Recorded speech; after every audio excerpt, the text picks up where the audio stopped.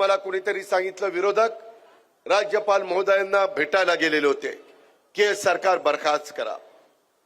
आमच्या महायुतीच्या सरकारला आपल्या 225 आमदारांचा जवळपास पाठिंबा आहे। कशा करता बरखास्त करा?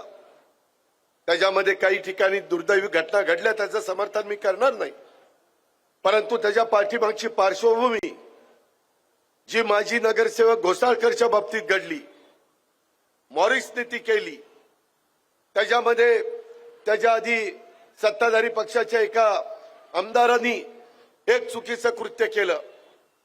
माझ्या पुण्यामध्ये गँगवॉर मधल्या काही घटना घडल्या, परंतु ह्याच्यातून कायदा सुव्यवस्थेचा काहीतरी बोजवारा उडाला, अशा प्रकारचं भीतीचं वातावरण करण्याचा प्रयत्न काही लोकांचा चाललेला आहे। मित्रांनो, आपण सगळ्यांनी बघितलं, 26/11ची घटना देखील बघितली। आम्ही सगळेजण मुंबईमध्ये त्या दिवशी रात्री फिरत होतो, सगळेजण घाबरून गेलेले होते। इतर पण वेगवेगळ्या घटना घडल्यात, परंतु म्हणून काही सरकार बरखास्त करण्याची मागणी कुणी त्या काळामध्ये केलेली नव्हती। सरकार येत असतात, सरकार जात असतात, परंतु समाजाचे प्रश्न चांगल्या पद्धतीने सोडवणं हे प्रत्येकाचं कर्तव्य असतं आणि त्या कर्तव्याच्या भावनेतनं आम्ही सगळेजण काम करतोय। मित्रांनो, हे सगळं काम करत असताना मला एका गोष्टीचा आनंद आहे, समाधान आहे की ज्यांनी महानगरपालिकेमध्ये नगरसेवक म्हणून काम केलं, ज्या बाबा सिद्दीकींनी या विधानसभा मतदारसंघामध्ये 3 वेळेला आमदारकी त्याच्यामध्ये भूषवली, अशा बाबा सिद्दीकींना राज्यमंत्री म्हणून देखील कामाची संधी मिळाली।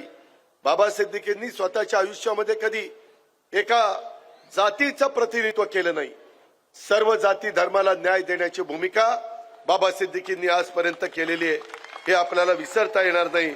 आणि आज आपल्या राष्ट्रवादी काँग्रेस पक्षामध्ये बाबा सिद्दीकी त्या ठिकाणी येत आहेत, लोकांच्या मध्ये राहणारे नेते म्हणून बाबाची ओळख आहे। वांद्रा मतदारसंघातून जनतेने अनेकदा त्यांच्यावर विश्वास दाखवलेला आहे, हा त्यांच्या कामाच्या बळावरच दाखवलेला आहे। पूर्वी काँग्रेसचे नेते, ज्येष्ठ नेते आणि लोकप्रिय अभिनेते सुनील दत्त साहेबांनी अनेक सर्वसामान्य कार्यकर्त्यांच्या मधून काही धडाडीचे कार्यकर्ते निर्माण करण्याचं काम केलं। म्हणूनच सुरुवातीच्या काळामध्ये बाबा सिद्दीकींची हुशारी, त्यांची तडफ ओळखूनच त्यांना बांद्रा भागातून नेतृत्व करण्याचं पाठबळ हे स्वर्गीय सुनील दत्त साहेबांनी दिलं।